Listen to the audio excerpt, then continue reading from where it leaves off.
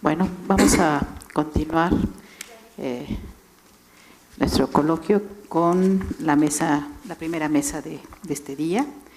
Hoy tenemos a la doctora Diana Alcalá Mendizábal, que es profesora de tiempo completo, titular C, en el plantel Erasmo Castellanos V de la Escuela Nacional Preparatoria. Ella ha sido responsable de varios proyectos en el Seminario de Hermenéutica, el PAPIT desde 2004 hasta, pues ahora sigue colaborando en el seminario y ha colaborado también en varias publicaciones. Nos va a presentar hoy su conferencia Prudencia e Imaginario en la Naturaleza.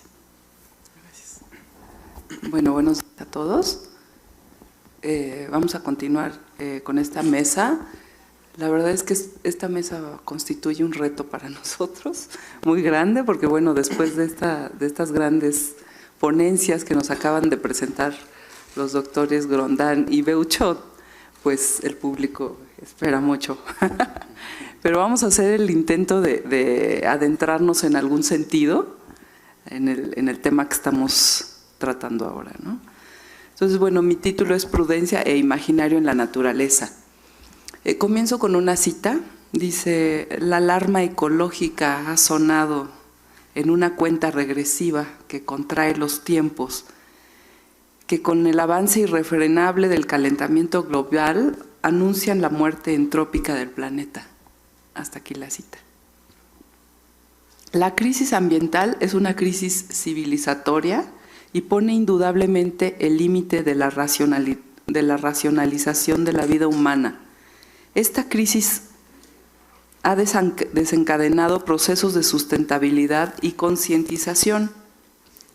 El progreso hacia el abismo climático impone una reflexión sobre la responsabilidad social ante el curso que ha tomado la tecnociencia y la capitalización de la naturaleza.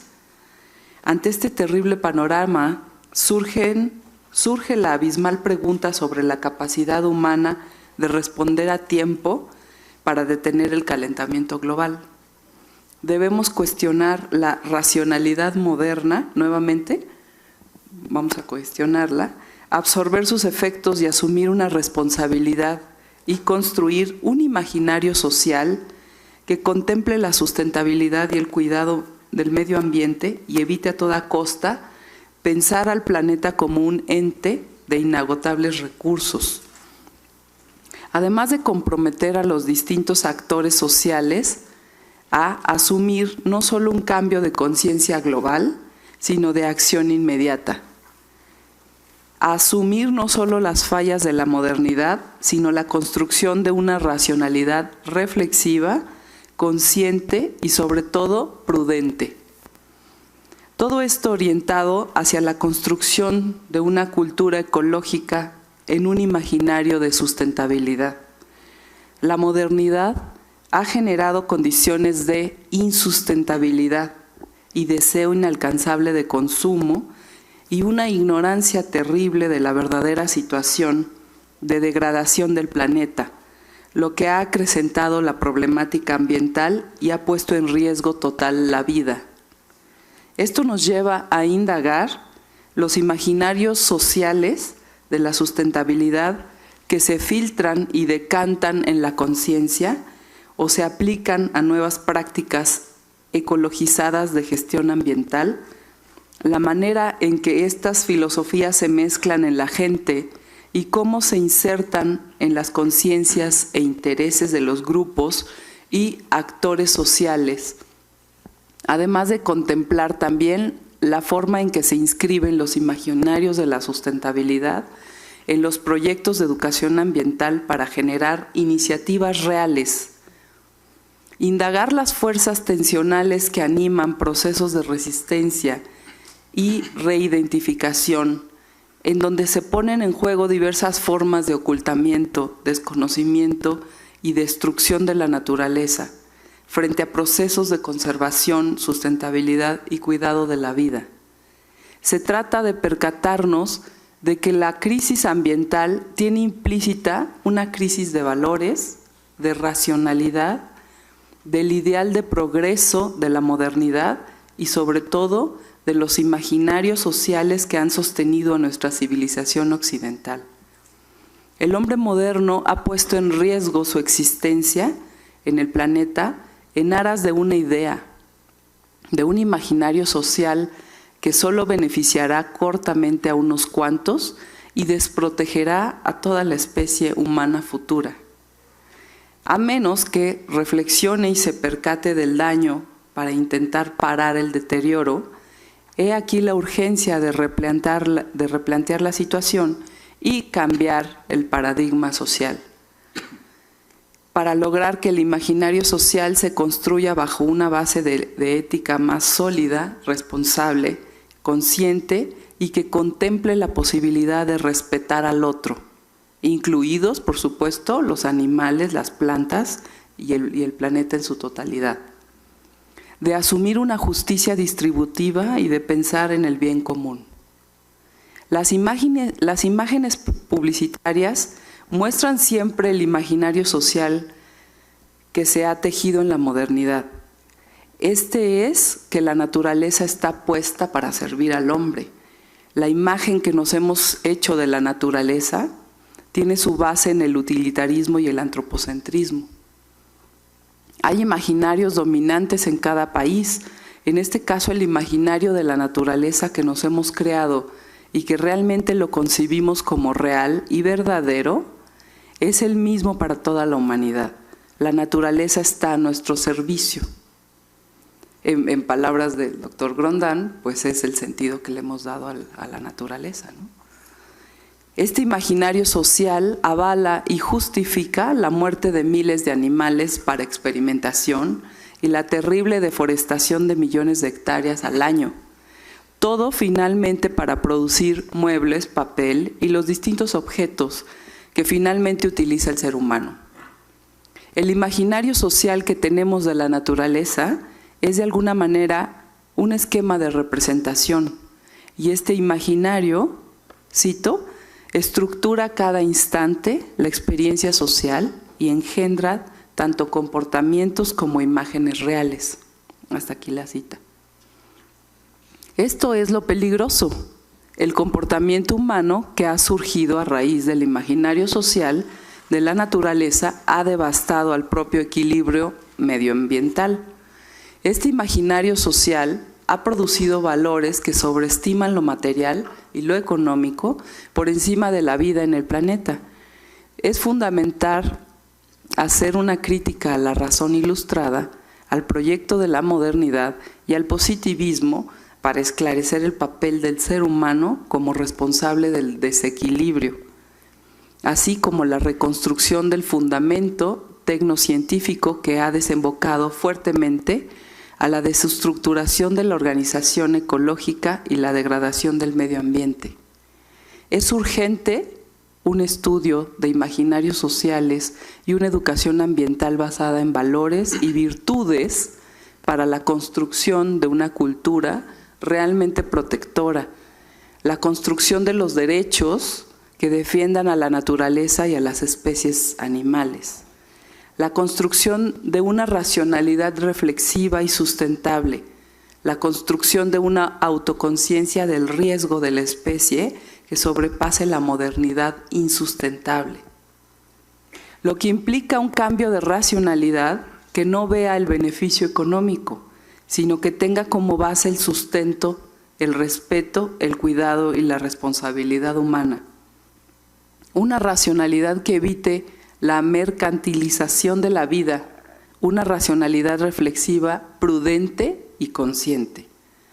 Además de considerar la posibilidad de abrir el diálogo racional para generar consensos en torno a la inminente crisis ambiental, los enfoques críticos de la economía ecológica y de la ecología política cuestionan la posibilidad de instaurar políticas eficaces para ecologizar a la economía mediante mecanismos de mercado e incentivos a la innovación de tecnologías limpias. lo que apunta al planteamiento urgente de llevar a la razón, a la racionalidad ambiental con todas sus implicaciones. Cito, una racionalidad fundada en los potenciales ecológicos y en los sentidos culturales de la vida, una ética de la otredad y una política de la diferencia. Hasta aquí la cita. En otras palabras, esta nueva forma de racionalidad ambiental estaría construyendo un nuevo imaginario social de la naturaleza que tuviera como objetivo el equilibrio ecológico y la sustentabilidad, y abrir una nueva hermenéutica que reflexione para llegar a la correcta y adecuada comprensión e interpretación de la naturaleza para la formación de una ética ambiental para la sustentabilidad de la vida, no nada más humana, sino todo tipo de vida. Es indispensable y urgente proponer un paradigma que promueva el equilibrio, la proporción, que señale lo anteriormente explicado, que asuma una racionalidad prudente y que lleve al individuo por el sendero adecuado, por el camino adecuado. Que no caiga en los extremos interpretativos en el intento y ejercicio de la comprensión de la naturaleza. La hermenéutica analógica planteada por el filósofo mexicano Mauricio Peuchot, aquí presente, permite la racionalidad prudente, el equilibrio y la proporcionalidad, sobre todo en la ardua tarea de la interpretación del ser humano con la naturaleza, a lo que podríamos denominar paradigma analógico prudencial. La actitud de dominio, abuso y sobreexplotación característica del antropocentrismo pone en peligro al planeta, así como de la misma manera lo pone el biocentrismo, ya que se pierde o minimiza la responsabilidad humana al desaparecer del escenario. Esto significa buscar un punto medio entre la actitud antropocéntrica y la biocéntrica. La analogía es la vía adecuada en cuanto es proporción. Sabemos que esta es una difícil tarea que implica construir una educación ambiental basada en un nuevo paradigma humano. La hermenéutica analógica nos anima y estructura para plantear un paradigma analógico, que sea un modelo interpretativo de la realidad humana con la naturaleza, un modo de ver el mundo basado en el respeto, la responsabilidad, el equilibrio proporcionado y no a la imposición, el abuso y la irresponsabilidad. Nuevo progreso que pugne bajo el modelo analógico el uso prudente de los recursos, la actitud responsable y del resarcimiento de los daños causados al planeta. En otras palabras, esta educación ambiental analógica propiciará una conciencia ambiental incluyente y equilibrada que tome como elementos fundamentales los principios, valores, actitudes y sobre todo, subrayo aquí, el desarrollo de las virtudes, como es el caso de la virtud de la prudencia, por ser la virtud analógica por excelencia, así como asumir la responsabilidad del cuidado, evitando el olvido de la misma y evitando caer en los extremos desproporcionados de interpretación. Se vuelca urgente la educación ambiental basada en valores ambientales como la tolerancia, la amabilidad, la sustentabilidad, el reciclaje, el reuso, la suficiencia, la eficacia, la durabilidad, la solidaridad, la mesura, la redistribución, la prevención, el ahorro de energía, el respeto y la moderación. Elementos que pueden ser considerados valores analógicos. Todos ellos tienen, por supuesto, la prudencia y que se podrían insertar en una ética analógica que se fundamente en acciones moralmente responsables, para que poco a poco se vaya erradicando ese paradigma o se vaya cambiando ese paradigma antropocéntrico que ha reinado desde hace muchos siglos y que ha provocado y justificado el daño a la biosfera y las actitudes tan irracionales que han sumido a la Tierra por entero a la lucha encarnizada por el poder, el dinero, la posesión, la guerra, la falta de solidaridad, la inconsciencia, la ignorancia y la ambición humana que innegablemente han sumido en la miseria económica, cultural y espiritual, social y espiritual, a gran parte de la población mundial en distintas épocas. Se propone entonces una educación basada en este paradigma analógico prudencial. Un nuevo paradigma hermenéutico que evite el consumo desmedido e irresponsable y promueva el consumo prudente, siempre pensando en las consecuencias de nuestros actos, como el buen prudente, ¿no? Esto es solo consumir lo que se necesita, ni más ni menos, precisamente lo justo y lo equilibrado. Haciendo un recuento histórico un poco, los pitagóricos abordaron la noción de virtud, arete, como mesura, al tratar de explicar la proporcionalidad implícita en los números y en la armonía celestial. Así, la manera de estar en el mundo y de relacionarse con la naturaleza es a través de la acción humana modulada proporcionalmente.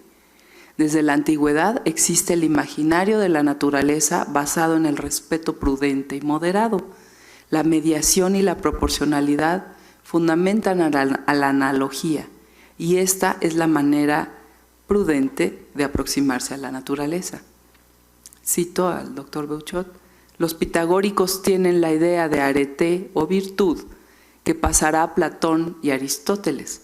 No se olvide que Platón tuvo maestros pitagóricos como Timeo de Locres, Teodoro de Cirene y Teteto, y ellos dividieron la virtud de una forma que será heredada en la República y en la Ética a Nicómaco: prudencia, templanza, fortaleza y justicia.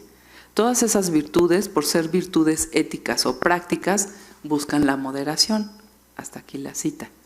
Este equilibrio proporcionado llevará al ser humano a la moderación, al punto medio en donde realmente realice la virtud de la prudencia. No nada más en teoría, porque podemos pasar años estudiando las virtudes aristotélicas, por ejemplo, pero de estudiarlas a realmente hacernos prudentes hay una distancia enorme, ¿no? Esta virtud evita caer en la desmesura o servicios. Requiere de un acto del entendimiento en donde paramos nuestra acción para pensar en las consecuencias de nuestros actos, y entonces eso nos lleva a pensar deliberadamente, ¿no? Ese es el verdadero virtuoso. El imaginario social de la naturaleza que reinaba en la antigüedad griega estaba basado en el equilibrio cósmico, de ahí la necesidad del desarrollo de las virtudes para no romper ese balance del universo y provocar el caos. Había un respeto por las fuerzas de la naturaleza y por conservar este orden. Los griegos desarrollan un catálogo completo de virtudes. Aristóteles, por ejemplo, las divide en prácticas e intelectuales, y bueno, ambas son muy importantes. Curiosamente, la virtud de la prudencia es la única que está en estas dos partes. Es una virtud práctica porque se lleva a cabo en el ámbito de la moralidad y necesita la experiencia, aunque es también intelectual, ya que requiere del ejercicio racional de deliberación para concebir las consecuencias futuras. Un aspecto de suma importancia en la deliberación que se realiza en el acto prudencial es el que tiene como finalidad la elección o decisión. Cito aquí: es el resultado de la ponderación de los medios conducentes para elegir el o los más convenientes en vistas a la consecución del fin. Hasta aquí la cita. El frónimos elige conscientemente ser moderado tanto en su vida moral como en su carácter, en su actuar en la naturaleza, justamente porque el imaginario social que lo guía está construido bajo una base de respeto y de constante voluntad por el cuidado del equilibrio natural, para evitar las situaciones caóticas y desatar las terribles fuerzas de la naturaleza. Pero precisamente el verdadero virtuoso en la prudencia no actúa moderadamente por miedo al castigo, sino más bien está impulsado por el ejercicio de la racionalidad, inclinando sus decisiones al sendero del bien, La frónesis, entonces, es la virtud que lleva al individuo a la sabiduría, ya que ejercita la racionalidad, respetando siempre al otro. Y llámese otro, a cualquier otro individuo, animal o la propia vida en el planeta. La recta razón debe recuperar su misión de dotar de proporción y buena elección la acción humana. La prudencia debe exaltarse como verdadera virtud, guiada por el bien, la cual podría restablecer el equilibrio planetario. Hasta aquí mis palabras.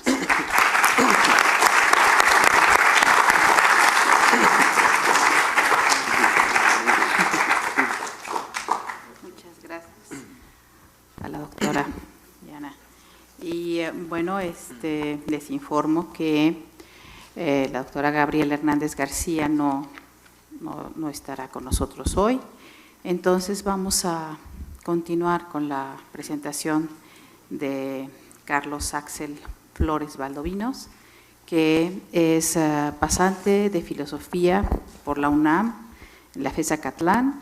Ha participado en el Seminario de Investigación sobre Filosofía de la Cultura y Multiculturalismo en diferentes proyectos. También participó en el Seminario de Estudios Latinoamericanos, coordinado por Mario Magallón e Isaías Viviente, Carlo Ponti, el mestizaje como experiencia biofenomenológica, en un libro colectivo. Y actualmente realiza una estancia de investigación en el Fondo Reservado Arturo Rivas Sáenz de la Biblioteca Pública del Estado de Jalisco, en la Universidad de Guadalajara. Y hoy nos va a presentar su trabajo sobre hermenéutica analógica y estilística.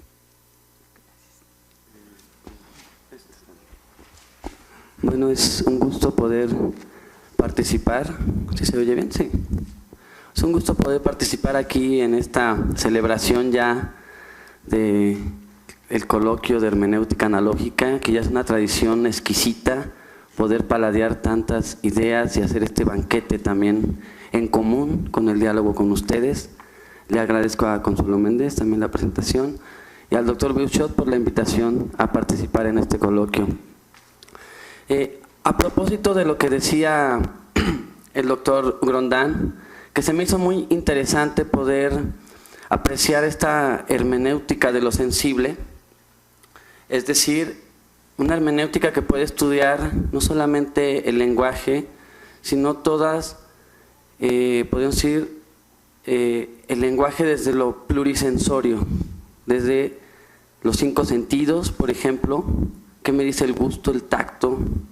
Ir paladeando el lenguaje y que nos enseña también lo interesante de la función del cuerpo en el lenguaje. También nos da pie a tratar este tema a partir de la hermenéutica analógica y de la estilística, que no están separados, sino más bien lo pienso como disciplinas muy afines y hermanables, pero que existen contradicciones que hay que poder desbrozar para poder interpretar y comprender mejor. Yo creo que uno se preguntaría, ¿para qué hablar de estilo en la filosofía? Pues bien, yo pienso que es muy importante estudiar los estilos desde la filosofía, no sé, el estilo beuchotiano, por ejemplo, el estilo grondiniano, o el estilo de las corrientes filosóficas, de las escuelas, de las épocas. Creo que nos da un trabajo muy interesante. El mismo Emilio Uranga decía que la filosofía se puede verter en todos los géneros, no solamente en el ensayo, sino en el diálogo, en el cuento, en la novela, en la poesía. Todo contiene una veta de filosofía, y la misma filosofía se puede enriquecer también de estos ricos recursos estilísticos. Bueno, voy a comenzar el camino de esta hermenéutica a partir de una hermenéutica de la estilística para pasar a las contradicciones o controversias sobre las estilísticas y concluir con una posible alternativa o solución a través de una hermenéutica estilístico-analógica. Una hermenéutica de la estilística nos permitirá considerar el origen y la evolución de este género. Pero de entrada, ¿qué es la estilística? ¿Cuáles son sus fines? ¿Y qué límites podemos encontrar con otras disciplinas? El término estilística es un neologismo que proviene del griego estilos, que significa columna, y que luego derivó en el latín como stilus, para denominar este instrumento fino y puntiagudo, es decir, el punzón o estilete que se usaba para escribir sobre las tablillas o palimpsestos, agregándose el sufijo ístico, o tiqué también, que ya nos platicó un poco de este término de tiqué. Estiqué, que subyace de latín, significa verso, y que en la modernidad tuvo connotaciones de precisión, de medida. Asimismo, el género llegó a identificarse con el estilo. De esta manera tenemos el estilo asiático, que es sabio, mesurado; el asiático, que es difuso; el estilo rodio, que está entre el ático y el asiático, es decir, abundante; y el lacónico, que es conciso y escueto. Cada época se apropia del lenguaje, del arte y de su cultura, así como de su concepción de mundo, ciencia y filosofía. En la época helénica se clasificaban 3 estilos, principalmente simple, templado, sublime. Durante esta época la retórica redujo el estilo a la elocutio y al ornatus. Por otra parte, stilus tiene diferentes acepciones en el siglo XV, pasando de ser mero instrumento para escribir a la forma de escribir. El estilo literario de un autor es su manera peculiar para expresarse, aunque orientada más al stilus. La estilística clásica es un ars poética. El término arte proviene del latín ars, en griego tekné, que hace referencia a la destreza necesaria para elaborar o construir un objeto, es decir, recrear, moldear o inventar. De esta manera vemos que el sentido retórico del término stilus no solamente se refiere a la tekné, sino más bien a la frónesis, como ciencia y arte del estilo literario. Georges-Louis Leclerc, al ingresar en la Academia Francesa en 1753, pronunció un bello discurso sobre el estilo, en el que muestra su propia riqueza, la verdadera elocuencia, fruto de la inteligencia y de la imaginación. En este discurso se trata, cito, de influir en el alma e impresionar el corazón hablando al espíritu. Y más adelante el conde de Buffon señala que el estilo no es sino el orden y el movimiento que se pone en los pensamientos. El estilo no depende solamente de las palabras, sino de las ideas que se enlazan en un tema o un leitmotiv. El estilo está por hacerse en este tema, en este plan. Depende de la forma que se vaya tomando, de la voluntad de estilo y agudeza de ingenio que le da unidad a la obra literaria como un todo en cuyas partes se integran para darle fuerza a lo que se quiere expresar. El motivo es el tema, la intencionalidad del autor, un cierto orden que corresponde a la mostración. Mostrar es exponer, dar a conocer, pero también es la manera de exponer auténticamente, el estilo, lo que da unidad y claridad. El conde de Buffon considera que, cito, el estilo presupone la reunión y el ejercicio de todas las facultades. El estilo consiste en precisar las ideas con nitidez, mientras que el tono indicará el temple de ánimo del escritor. Su viveza o colorido depende no solamente del acomodo de las palabras, sino fundamentalmente de las ideas. Asimismo nos enseña que el estilo es el hombre mismo.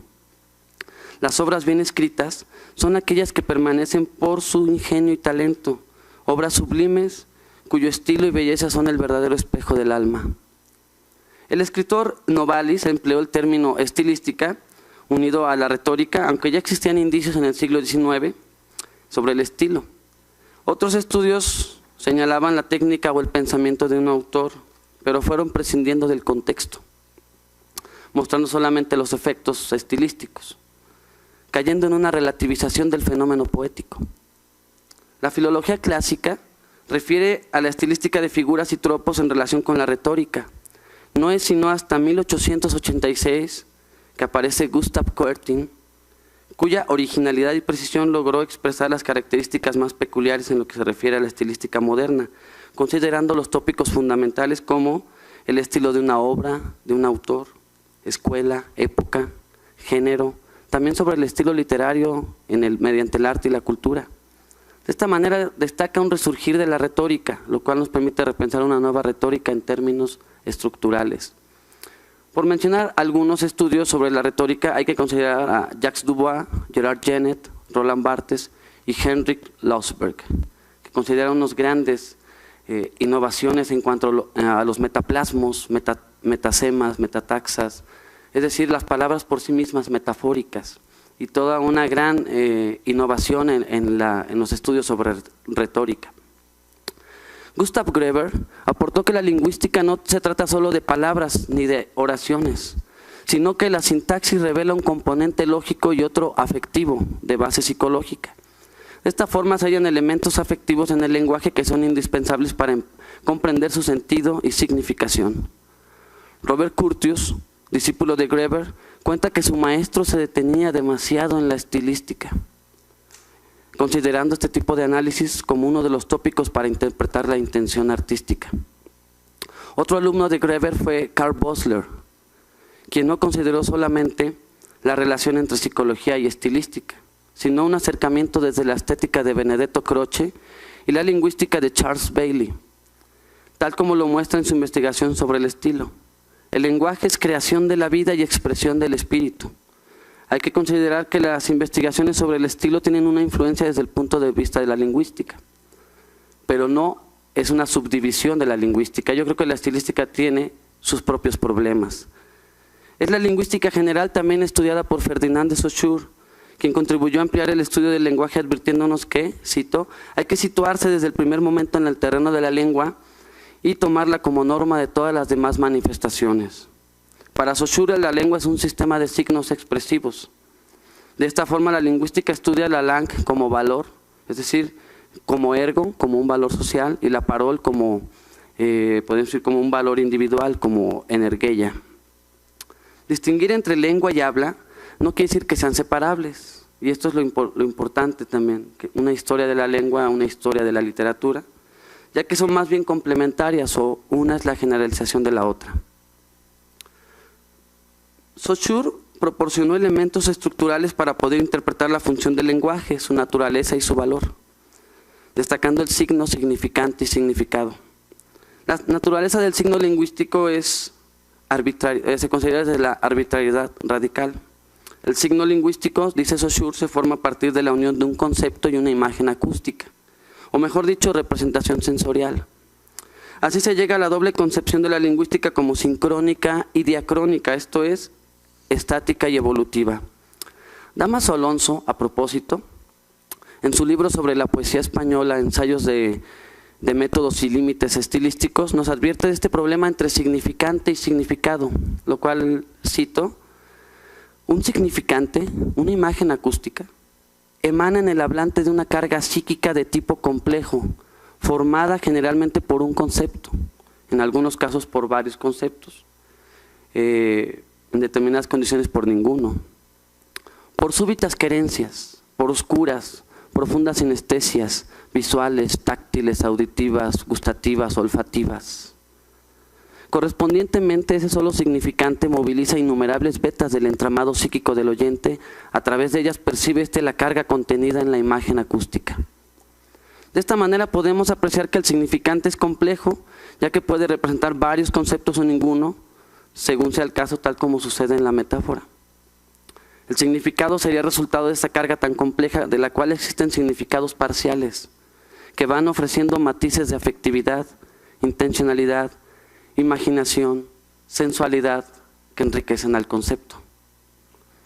Asimismo, se refuta la noción de significante de Saussure, quien solamente la emplea como imagen acústica, dejando de lado las ricas vetas del lenguaje, sus matices, sus contrastes, como la entonación, el ritmo, la rima, la tensión, la intensidad, el silencio, la plasticidad, la musicalidad, inherentes al gran complejo de significantes que suman un significado total.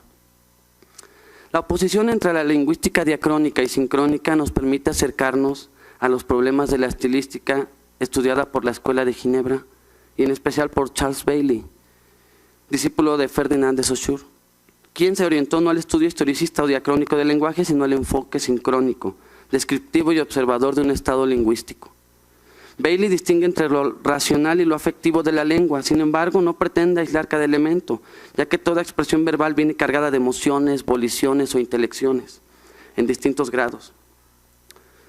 Con ello la estilística se dedicó al lenguaje afectivo. Más allá de una simple enumeración de formas lingüísticas, retóricas, la estilística nos permite interpretar el estilo individual como un camino para la estilística general. Frente a la escuela de Ginebra se abre paso la escuela de Múnich, formada por Karl Bosler y Leo Spitzer, entre otros. Bosler y Leo Spitzer proponen a la poesía como lengua madre de la humanidad. Desde esta perspectiva se comprende que la lengua y la poesía son una misma cosa, creación humana. Asimismo, se considera que el lenguaje está influido por el factor estético del gusto. Las alteraciones y evoluciones de una lengua están permeadas por la actitud estética. Las lenguas son estilos, formas de ver y sentir el mundo, de crear y recrear la fantasía y el gusto lingüístico. El fenómeno del lenguaje se comprende a partir de la interdeterminación entre lo práctico y lo estético. Karl Bosler nos presenta una honda concepción filosófica del lenguaje entendida como actividad creadora de un espíritu individual y como elemento práctico cultural de una comunidad lingüística e histórica. El lenguaje es arte y todo arte supone creación, producción y realización. A esto se refieren sus ensayos sobre filosofía del lenguaje, donde, cito, la obra idiomática verdadera y valiosa sería entonces la que se nos mostrara desde el punto de vista formal como la más peculiar, exclusiva e individual, y desde el punto de vista del contenido como la más compleja, amplia y universal. La más excluyente individualidad unida a la más comprensiva universalidad. Este es el ideal del pensamiento idiomático. Es, como se advierte al punto, el ideal del poeta, del pintor, del músico, de todo artista. El pensamiento idiomático es en lo esencial pensamiento poético. La verdad idiomática es verdad artística, es belleza llena de significación. El lenguaje se comprende como obra del espíritu, energeia, y las formas lingüísticas como productos, ergon, de esa acción concretada por el espíritu individual. Karl Bosler identifica en su filosofía del lenguaje a la filología y a la filosofía. De esta forma propone una concepción estética del lenguaje considerando la lengua como arte que se realiza en el gusto idiomático y en la capacidad artística. Tal es el caso de los estilistas, quienes han educado mejor su gusto y sensibilidad, es decir, su genio creador. El lenguaje no es esencialmente racional, ni consciente, ni voluntario, ni lógico. Es por excelencia expresión de la vida y para ello consideramos también lo irracional, lo inconsciente, además de lo estético. Bosler reanima la concepción de Charles Bailey donde el lenguaje cumple una función vital del espíritu humano y de la sociedad. De esta manera, Bosler reflexiona sobre los fundamentos filosóficos lingüísticos que Bailey teje entre la vida del lenguaje y el lenguaje de la vida, es decir, de lo abstracto a lo concreto, de lo concreto al abstracto. Del lenguaje como valor, no como un instrumento, sino como un fin creador. Del término expresión se ocasiona una controversia entre la estilística orientada a la lingüística de Charles Bailey, Charles Bruno, John Moruso y la estilística literaria de Karl Bosler, Leo Spitzer y Dámaso Alonso. Para la orientación de Bailey, la expresión posee un sentido psicológico y afectivo, mientras que en Bosler, siguiendo a Croce, contiene un elemento estético. El estilo se vincula a la unidad estructural de una obra, ya que no hay estilo sin estructura ni estructura sin estilo. Sin embargo, se hallan factores históricos, científicos, filosóficos o religiosos que no se explican estéticamente, pero entran en el juego de lo en común. La estética como filología artística es crítica de los textos, empero surgida desde la emoción o placer estético que provoca en el lector una obra de arte. Controversias estilísticas. La controversia entre si es ciencia o no ciencia nos permite acercarnos a una mejor comprensión de sus límites, alcances y fines para comprender el papel de la estilística en la actualidad. Si afirmamos que es una ciencia, diríamos además qué tipo de ciencia resulta ser. ¿Qué método tiene? ¿Analítico o descriptivo? En suma, nos interesa concebir a la estilística no como mera función de exégesis, sino como interpretación y descripción afectivo-imaginativa de un texto poético capaz de revelarnos la emoción que produce una obra en el lector. La estilística como ciencia también clasifica los fenómenos, hace un inventario de los recursos de la lengua, de la literatura, revela un sistema, es decir, un ordo amoris, que no se hace visible sino mediante la sensibilidad que va despertando la lectura.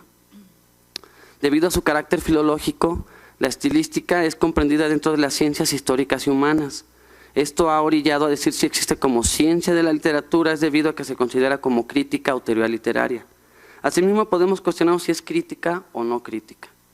También más allá, si es lingüística o literatura, crítica subjetiva o objetiva, hasta si es crítica parcial o total. Hay quienes consideran que la crítica estilística solamente es una crítica impresionista y selectiva, pero en tal caso se puede ver la manera en que los elementos se clasifican y se ordena el universo poético mediante la síntesis estética. La estilística puede ir más allá de la crítica, puede ser vista como metacrítica o metapoética. Con ello podemos mencionar si la estilística contiene un método o varios métodos. Hay que ver que muchas veces se suele confundir método y técnica. Así sucede con estilística y ciencia de la literatura. Las discrepancias se presentan en sus objetos, funciones, medios y fines. Por eso resulta complejo poder establecer un acuerdo entre la intención y el objeto de la estilística, y lo mismo pasa con el debate entre los métodos y las teorías utilizadas, la disparidad de criterios y la dificultad de sistematizar las diversas tendencias en una estilística integral. Esta tarea ha sido expuesta por Raúl Castañino en el análisis literario, introducción metodológica a una estilística integral, donde anuncia que, cito, como disciplina de coronamiento en la comprensión y conocimiento de la obra literaria, y quizás de allí a generalizaciones más amplias y hasta extraliterarias, la estilística presupone una tarea de progresivo desbrozamiento y penetración en el texto, tanto para arrancarle los secretos de los efectos que produce, de su técnica, del estilo, como para llegar a las vivencias primeras que explican su origen. Esta tarea constituye el análisis literario, introducción sistematizada a una estilística integral. La estilística, claro, no pretende ser una norma, ni fijar para siempre las reglas del procedimiento de la escritura, mucho menos la forma de leer. La estilística intenta reconstruir el efecto producido por el estilo de un texto en la época en que se escribió y corregir según esta reconstrucción las reacciones de los lectores modernos. La estilística, antes que ser una ciencia, es un método de crítica literaria que mantiene cierta unidad fundamental sin dejar de reconocer sus diferencias entre sí. De esta forma comprendemos que se trata de una disciplina metodológica de análisis e interpretación de los textos literarios.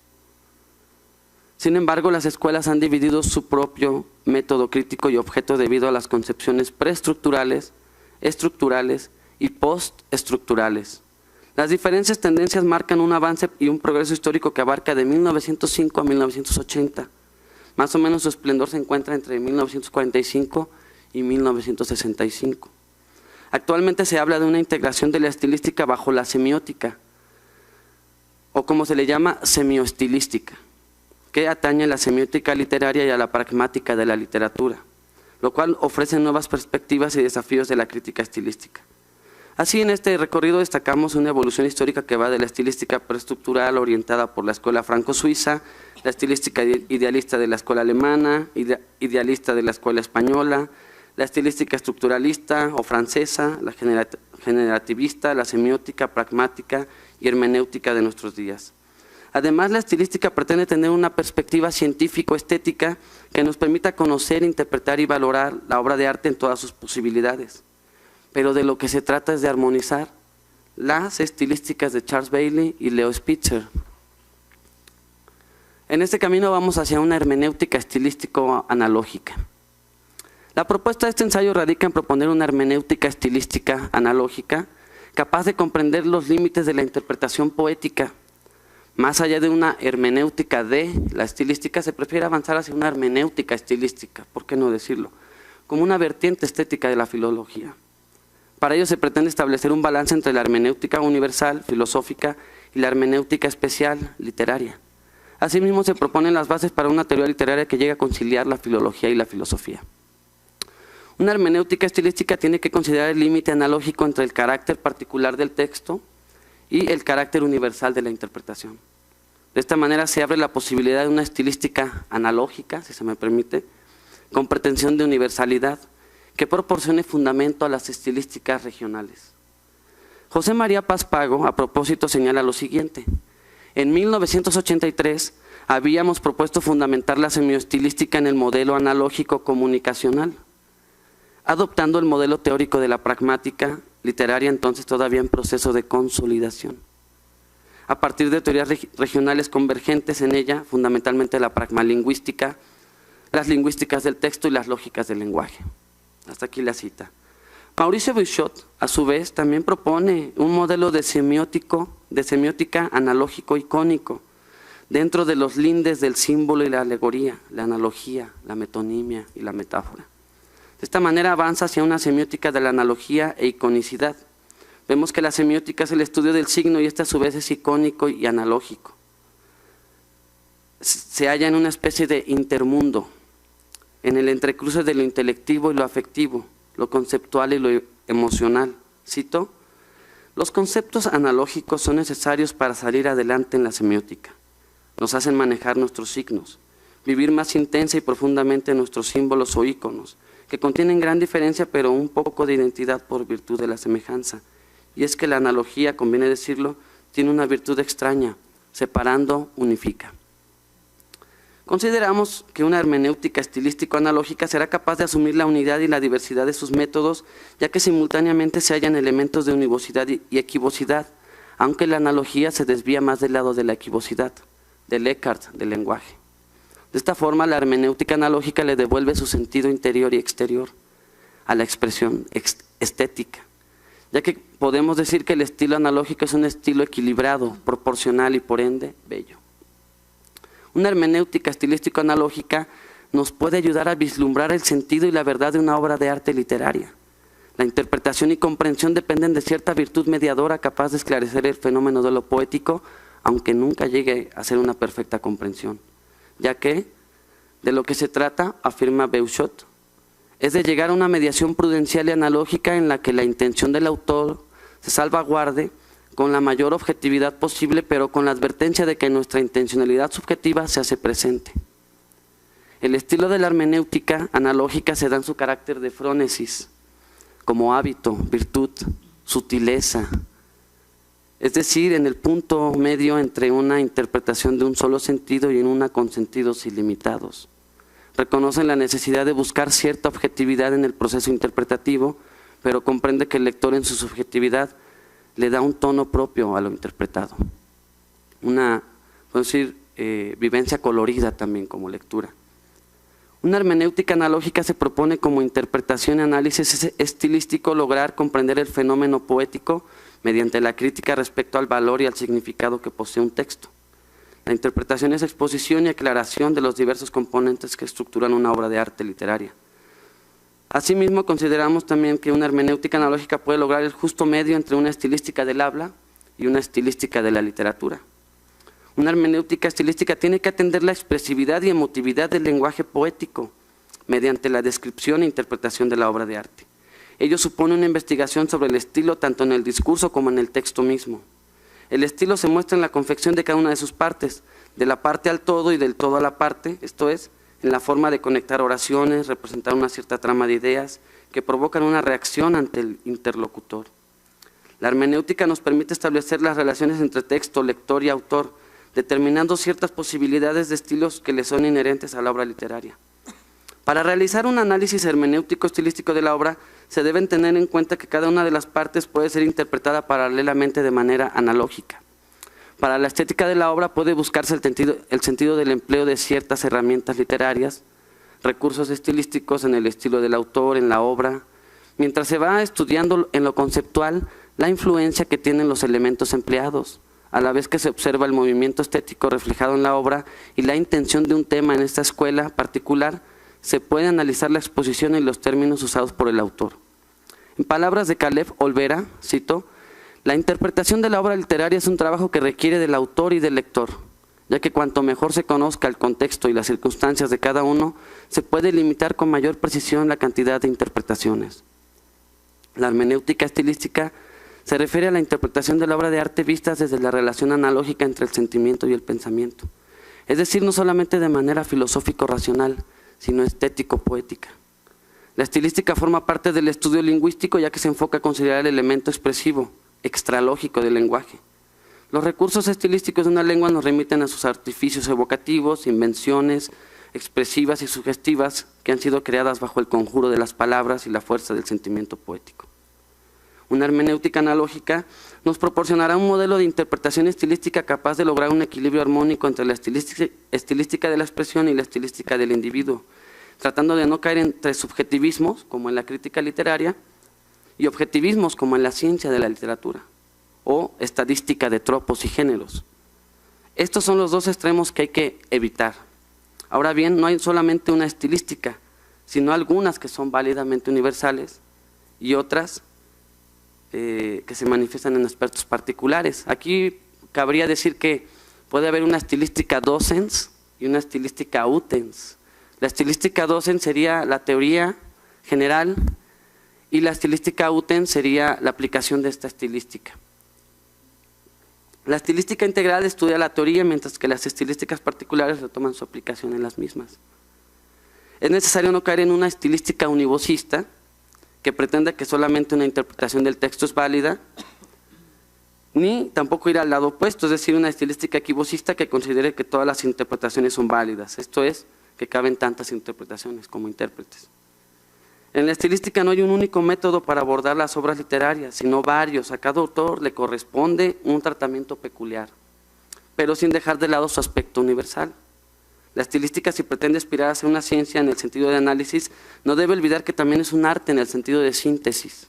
Asimismo, la estilística es ciencia y arte, tecné y frónesis, ya que mediante la hermenéutica analógica se adquiere una nueva dimensión teórica y práctica que le devuelve su verdadera significación y sentido, es decir, interpretar y comprender la intencionalidad poética y creadora de la obra de arte literaria. Y para concluir, una hermenéutica analógico-estilística nos permitirá descubrir las leyes artísticas que operan en la obra estudiada y a la vez permitir gozar estéticamente la obra, ya que no hay una sola técnica estilística, sino múltiples maneras de comprender e interpretar. El conocimiento de lo poético se da mediante la intuición que despierta en el lector una obra de arte. La analogía es el encuentro y fusión entre lo metafórico y lo metonímico, lo estético y lo filosófico, el goce y la contemplación que produce la creación de la obra de arte literaria. La hermenéutica analógica le devuelve su verdadero sentido al texto al considerar lo que hay de metafórico y metonímico, es decir, se mueve entre lo simbólico y lo alegórico. Una hermenéutica analógica nos permite lograr el justo equilibrio entre filosofía y poesía. Maurice Bouchot considera que, cito, lo que parece relacionar la poesía con la filosofía es la hermenéutica, otra parte de la filosofía que se dedica a la interpretación de textos. Ella es como mediadora entre las dos, la que las acerca y las hace que se entiendan. Sobre todo hace que la filosofía pueda aprovechar la riqueza de la poesía para su propia labor. Para ello, la hermenéutica analógica considera el entrecruce donde se reúnen el ser y la poesía en comunión debido a su carácter metonímico y metafórico. El filósofo que se vale de las argucias literarias explota la gama inmensa de analogías y metáforas que se plasman en el lenguaje. Jean-Luc Nancy también refiere esta relación del estilo y la filosofía, lo cual muestra que, cito, esto supone otra relación de la filosofía con su propia presentación. Pasada la posibilidad de significar la verdad, otro estilo es necesario. Sin dudas, el final de la filosofía es en primer lugar un asunto de estilo en este sentido. De esta manera, la estilística es no solamente la futura ciencia de la literatura, sino el único escalón para la filosofía de la literatura. En fin, creemos que una hermenéutica estilística analógica será capaz de volver a las cosas mismas, o como decía Jorge Manzano, volver a la mirada que hace bellas todas las cosas. Muchas gracias.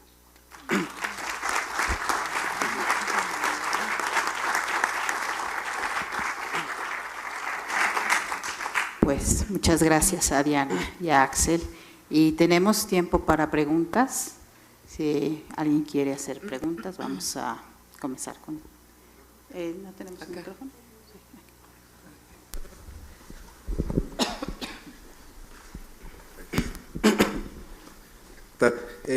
Gracias por las ponencias.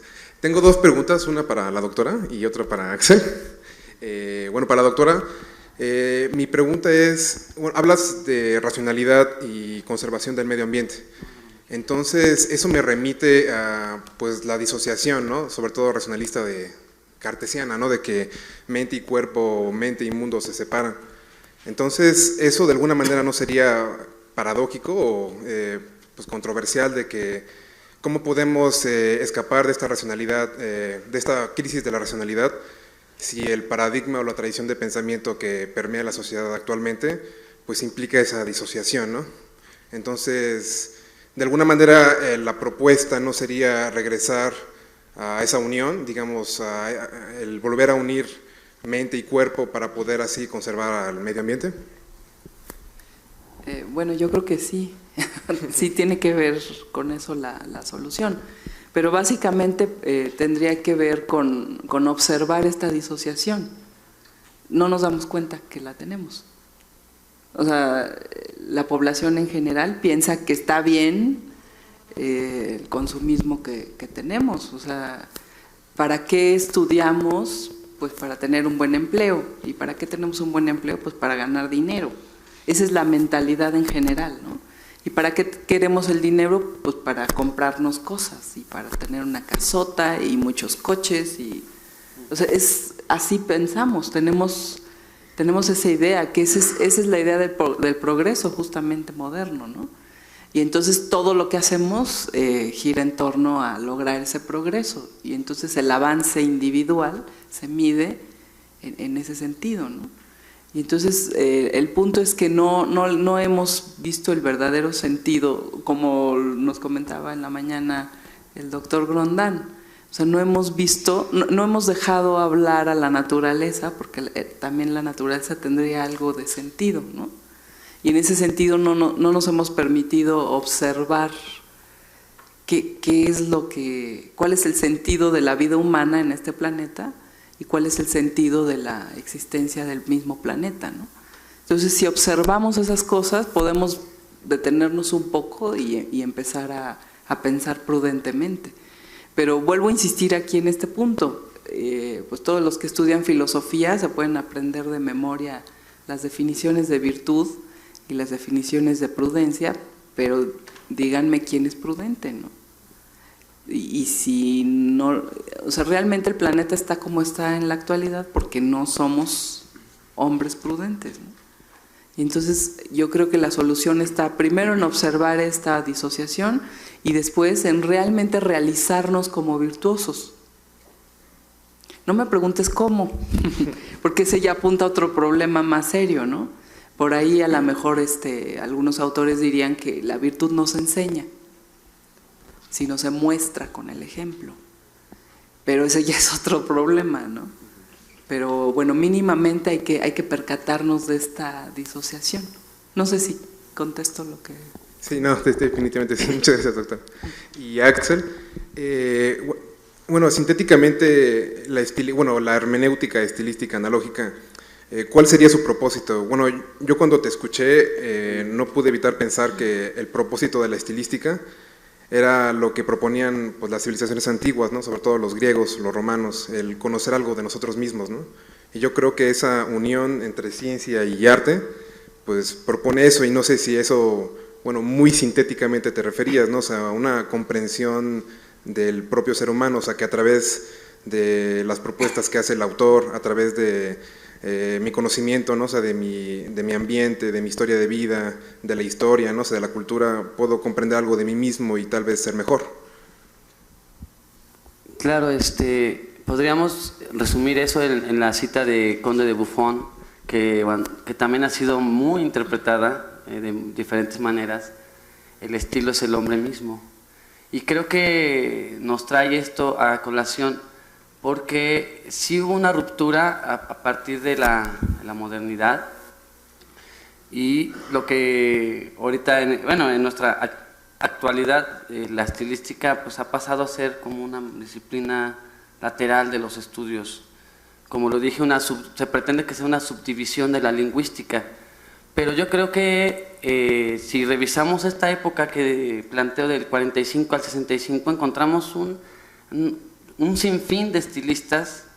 Están los estructuralistas, Cressois, está Michel Rifater, aquí en México tenemos a Raimundo Lida, Alfonso Reyes, Arturo Rivas Sainz, Javier Villaurrutia, Octavio Paz, que renuevan el género del ensayo, es decir, del ensayo moderno, dándole este matiz también de la estilística, pero siempre se ha pensado que la estilística solamente es una disciplina de la cual depende de la retórica, y lo que habría que proponer entre las diversas tendencias, sobre todo de la nueva estilística, y que se ha fragmentado o ha llegado también a una relativización del fenómeno poético.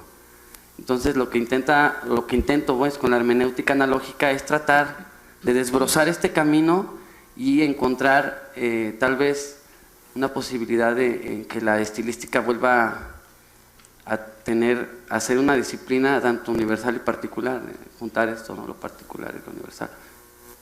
Muchas gracias. Ok, ¿alguna otra pregunta? Aquí. Perdón. Sí, aquí y después vamos acá. Sí.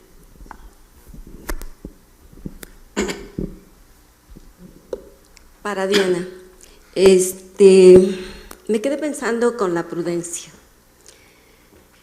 y con la respuesta que le dabas al compañero. Me da la impresión que generalizabas, porque, bueno, hay una forma de generalizar el comportamiento de todos los individuos, pero no es así, porque hablemos de los pueblos originarios. Ellos creo que se han manejado de manera prudente con los recursos naturales, con los ecosistemas.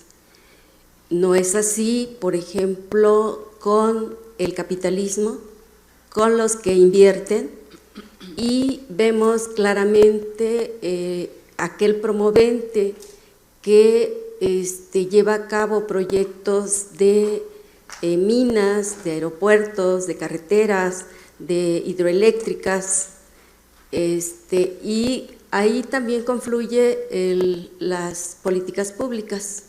Entonces ahí está una Secretaría de Medio Ambiente que autoriza proyectos, y entonces me quedé pensando con la prudencia, ¿qué harían los pueblos originarios cuando tienen ahí un proyecto hidroeléctrico o llámese megaproyecto, te digo, los proyectos mineros, ahora el fracking?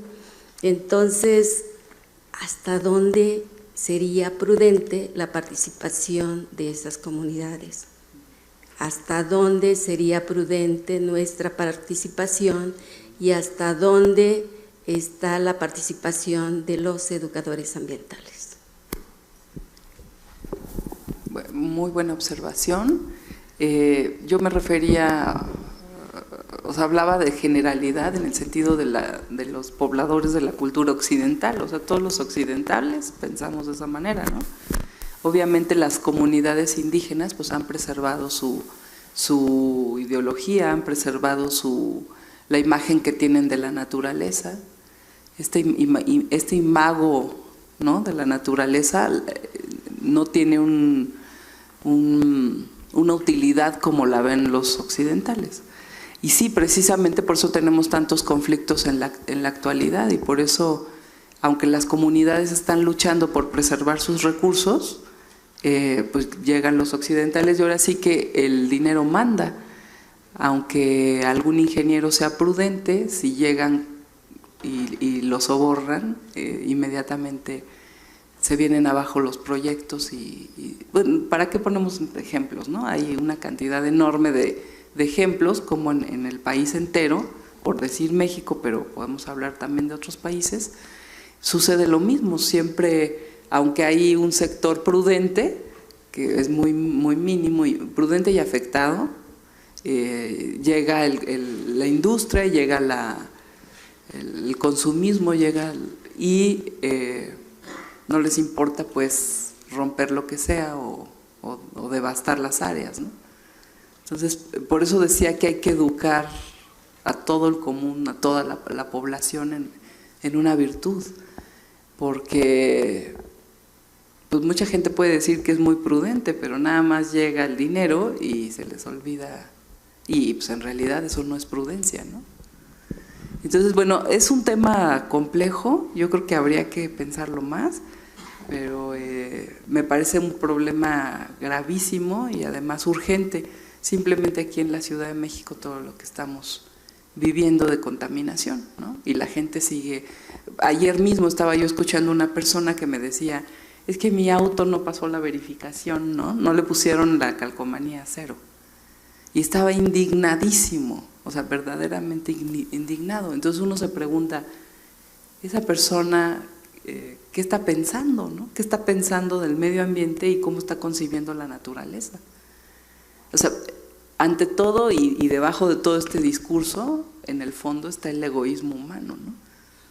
Entonces, bueno, nada más lo dejamos así en el tintero para seguir reflexionando sobre el tema, pero me parece urgente.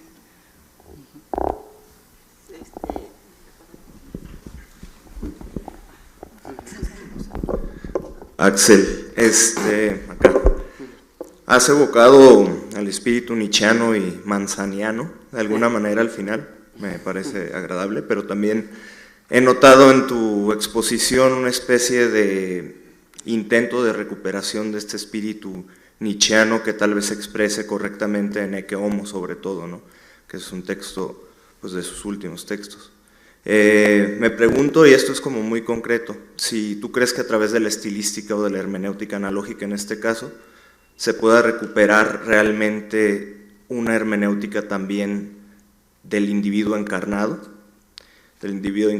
como aquel que está infectado, por decirlo así, de sentido, y desde un sentido que, como hace rato esclareció el doctor Grondán, no es sentido solamente lingüístico, sino sentido kinestésico, sentido de dirección, sentido de razón, ¿no? Entonces, ¿tú crees que la estilística ayudaría también a definir este estilo como experiencia encarnada, o qué piensas? Pues justamente es un tema que siempre hemos estado en común en nuestros temas y que se abran nuevos horizontes. A mí me ha interesado mucho el término de la estilística, esta nueva estilística, tratar de primero de resolver las crisis al interior de la estilística y tratar de encontrar este sentido también, cuál es el sentido de la estilística. Y para eso también nos ayuda mucho la hermenéutica y la fenomenología también. Las dos están emparentadas, ya que, y justamente lo que se trataba también es de que la estilística se puede considerar desde 4 elementos indispensables: materia y forma, significante y significado. Y el significante nos remite al cuerpo, a los sentidos, a las sinestesias, como decía Dámaso Alonso. El lenguaje es intencionalidad, y también esto nos remite a esas súbitas querencias, profundas sinestesias, pero también nos remite de ese estrato, tal como lo estudiaba Roman Ingarden, que también recomiendo mucho su lectura, por los estratos. No solamente es el estrato fonético, está el estrato de las ideas también, pero no están separadas. Habría que pensarlo nada más de manera imaginaria, es decir, pasar de esos estratos de lo sensual a lo imaginativo, de lo imaginativo a lo racional, y así en círculos concéntricos, porque tanto el lenguaje que piensa es primero un lenguaje que siente, un lenguaje con un sentido sensible. Y bueno, está Roman Ingarden, grandes también, Jean-Luc Nancy nos remite eso en el sentido del mundo también, cuando habla del estilo filosófico. Y yo creo que el filósofo tiene que aterrizar, no solamente hablar de lo abstracto, sino también encarnar en ese lenguaje, tener su propio estilo, es también adquirir ciertos hábitos, ciertas virtudes que nos permiten también comprender el lenguaje de los poetas, porque también los poetas son los que más nos pueden decir de una experiencia vivida, colorida, ¿no? Tanto fantasmal, ¿no? Y creo que en este juego es donde yo considero que tanto el filósofo se puede enriquecer a partir de lo no filosófico. Es decir, esta crisis de la filosofía, como plantea Merleau-Ponty y otros, es solamente que la filosofía se tiene que acercar ahora a las artes, a lo pictórico, a lo musical, y ahí va a encontrar un manadero de reflexiones también, ¿no? Y creo que desde ahí el lenguaje poético el estilo mismo nos ayuda a comprender, no solamente el estilo literario, sino también hay que pensar el estilo gastronómico, el estilo indumentario, pensar también los estilos corporales también, ¿no? Como todo lo que se manifiesta a través del arte y la cultura.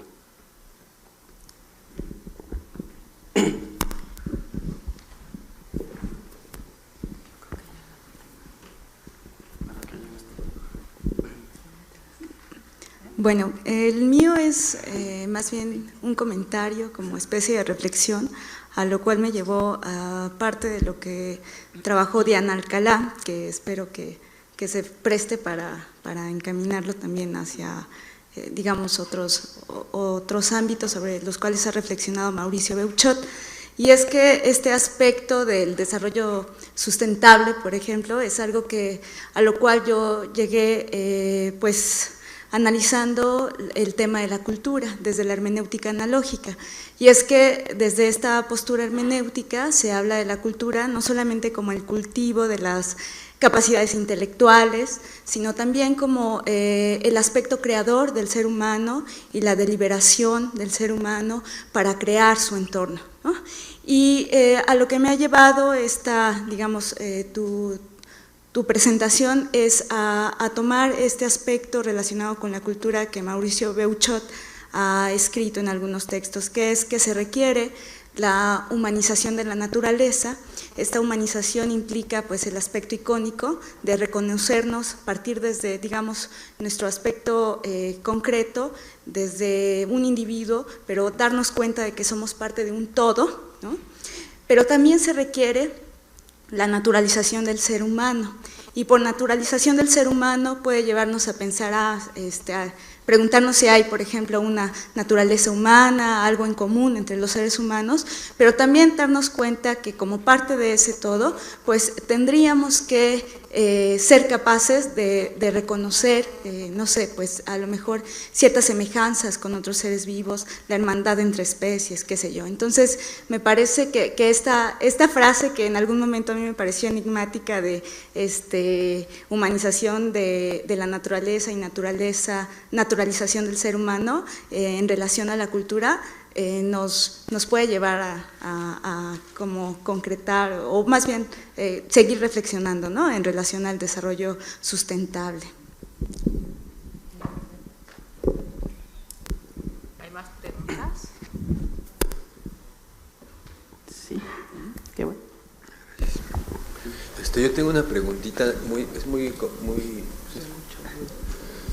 concreta. Usted habla de que hay que utilizar lo que es propiamente necesario, nada más, o consumir lo que es necesario.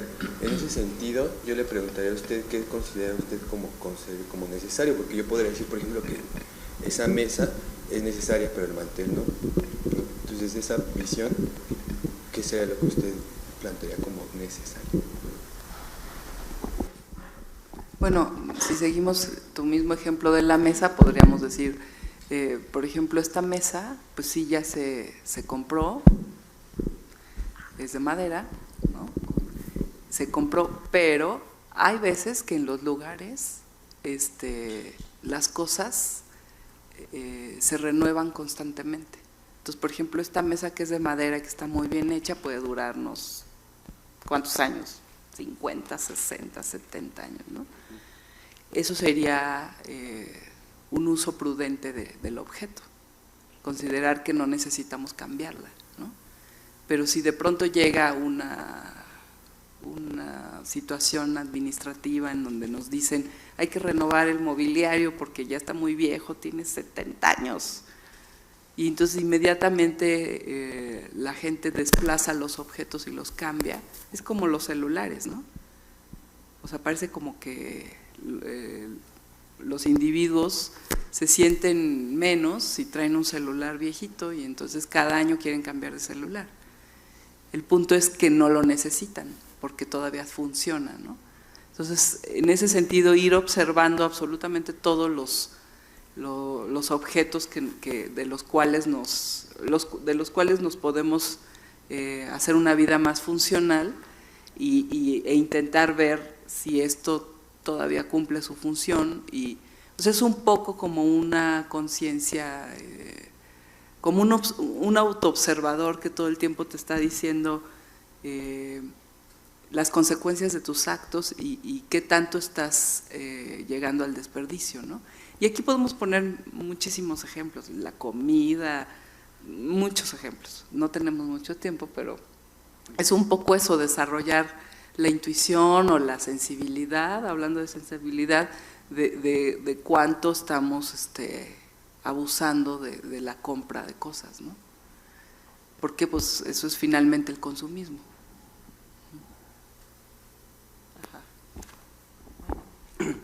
¿Todo bien?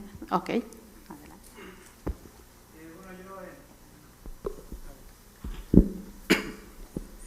Yo en las ponencias que acabamos de tomar, un autor que me parece que quizá pueda vincularse con ambas sería, en lo personal yo encuentro a Lévi-Strauss.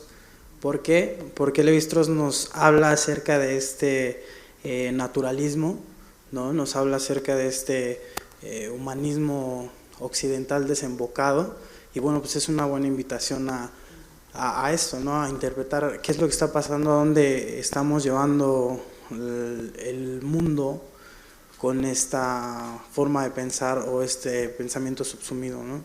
Yo en lo personal, en mi trabajo de tesis, estoy tratando de ver cómo a partir de la solidaridad barrial puede haber nuevos procesos de sustentabilidad.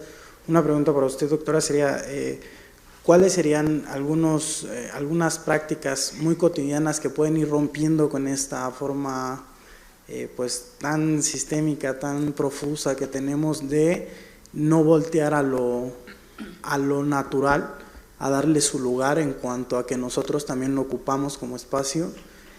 Y por el lado para el compañero Axel, perdón, bueno, Lévi-Strauss decía, la continuación del mito es la música, ¿no? Yo creo que la hermenéutica nos va a servir como una herramienta para buscar, o más bien mi pregunta sería, ¿es necesaria a través de la hermenéutica una nueva forma de vincularnos para comunicarnos y reinterpretarnos como seres humanos? Gracias. Bueno, yo brevemente nada más diría que la práctica es la autoobservación. O sea, en otras palabras, oyéndonos a la tradición griega, es el conocimiento de ti mismo. Entonces es observar absolutamente todos tus movimientos, qué te lleva a acumular, qué te lleva a comprar, qué te lleva, ¿no? Es conocimiento de ti mismo. Eso es lo que diría. Esa sería la práctica. Y bueno, sí, a lo que también veo que se está tratando, había una metáfora muy interesante que se trataba maestro Raúl Alcalá, y era sobre la globalización, pensada como un tren, ¿no? Sin freno, desenfrenado.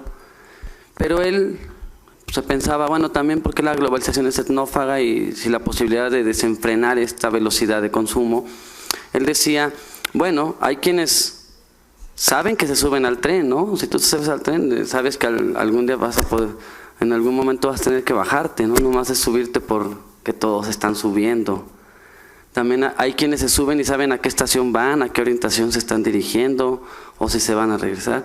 Yo pienso que esta metáfora del tren desenfrenado también nos hace pensar que también no es un tren tan desenfrenado, se puede ir aminorando esta velocidad de consumo, pero sí es importante las virtudes como la prudencia. Y a lo que decías, bueno, a mí me interesa mucho ver a los estilistas cómo se detienen minuciosamente, por ejemplo, para comprender la poesía de, no sé, Ramón López Velarde. Se detienen en la musicalidad de la música en López Velarde. Y entonces nos empieza a traducir estos efectos que produce las onomatopeyas, por ejemplo, el lenguaje, estos recursos de que se valen, y nos permite comprender otros alcances, ¿no? Hacer una lectura desde los 5 continentes, ¿no? El gusto en López Velarde también. Si revisamos, el 90% de las metáforas en López Velarde hablan del gusto. En Octavio Paz o en otros poetas, el tacto, ¿no? Hacer una poesía del tacto, ¿no? En Rafael Solana, Octavio Paz. Olfativa, ¿no? Desde Charles Baudelaire, por ejemplo, ¿no? Juan Ramón Jiménez aquí en México. Entonces es muy interesante ir rastreando a través de los sentidos, hacer una lectura, pero también, como decíamos, a saborear. La filosofía ha de paladear también alguna vez, decía un filósofo, ¿no? Se ha de paladear, saborear, ¿no? Y yo creo que eso nos lleva también a hacer una hermenéutica de lo sensible de los 5 continentes, ¿no? Del gusto en la poesía, una hermenéutica de lo poético. Bueno, pues muchas gracias a todos. Los invitamos a que nos acompañen.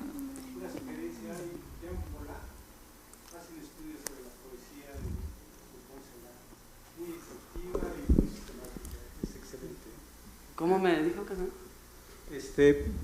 Jan Volac con doble L, A, K al final. Muchas gracias.